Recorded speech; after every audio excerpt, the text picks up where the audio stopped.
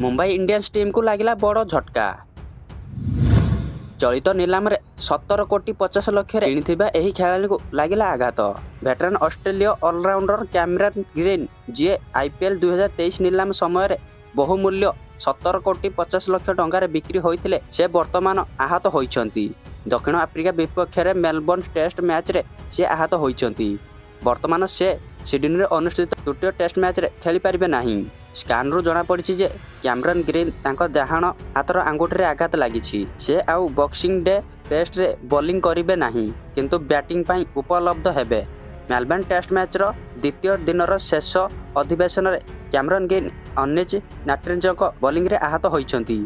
एही बॉल तांको आंगुठी रे सीधा आसी लागिथिला।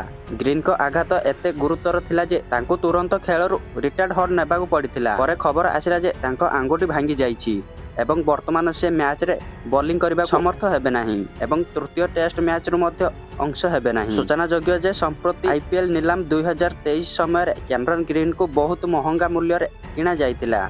मुंबई इंडियंस 17 कोटी 50 लक्ष टंका रे कैमरन ग्रीन को किणी दल रे शामिल करिछि। ग्रीन मुंबई इंडियंस इतिहास रो सबुठारु महंगा खेलाड़ी एवं आईपीएल इतिहास रे द्वितीय महंगा खेलाड़ी होई पारिछंती।